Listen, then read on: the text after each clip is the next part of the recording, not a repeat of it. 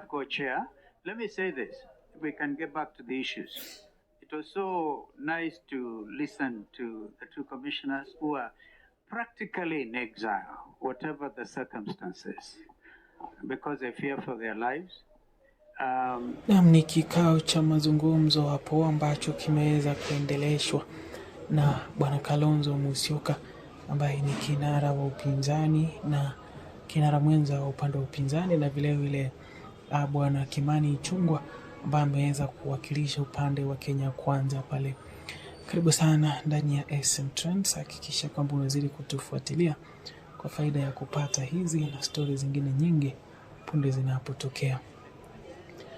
Na mazungumzo ya bipartisan ama vyama viwili kuweza kukaa chini na kuweza kuhakikisha kwamba wamepata mwafaka wa suluhu, mwafaka na vile suluhu ya mambo ambayo yanaweza kulitatiza taifa la Kenya kwenye masuala kadhaa.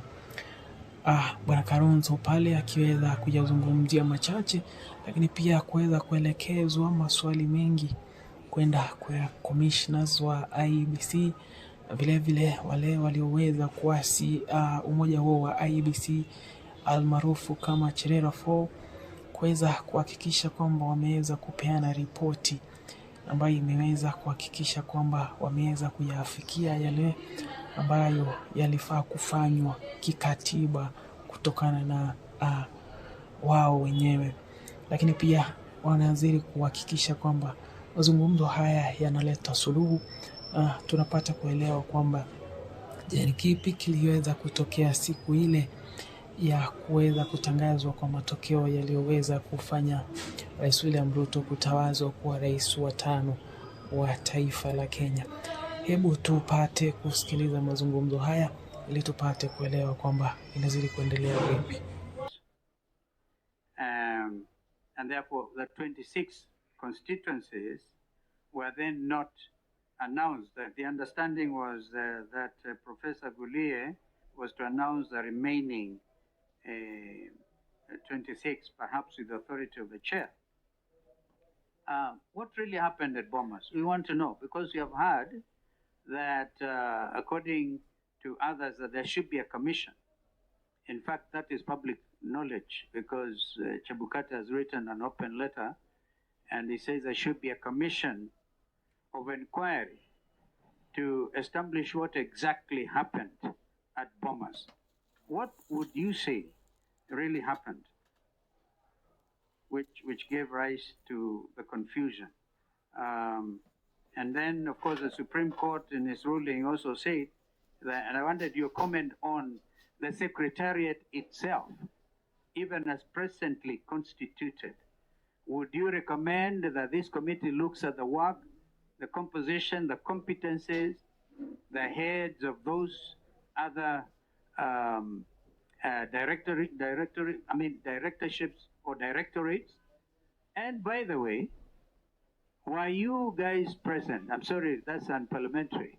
The 4 of you, did you have any idea whatsoever on the printing? And did any of you go to inspect the printing by this Greek company, which had won? One day you were part of the procurement. Indeed, that was your responsibility. What would you advise the committee with regard to transparency when it comes to printing of election materials? Because we also have it on record that some commission materials were apprehended at the airport. So at that point, you're all acting together. Was it the negligence on the part of the commission as it then was? Yeah, because we have the legal position, which is very clear, the ruling by the Supreme Court, nobody is contesting that. But we have the issue of legitimacy, which is part of the reason I think this committee was constituted. We want your comments, because the Supreme Court said that what Chebukati had formed with that team, which was advising him as a chair, which gave him the results to announce, even the Supreme Court in its ruling, in its finding, announced that, they were able to pronounce themselves on that as an illegal group. So what would you say to all this. And I want to urge that we desist from emotions and emotional outbursts even between the commissioners, because it's beautiful. We are doing the audit. We must continue to thank the media. I'm quite sure this is one subject that is of great interest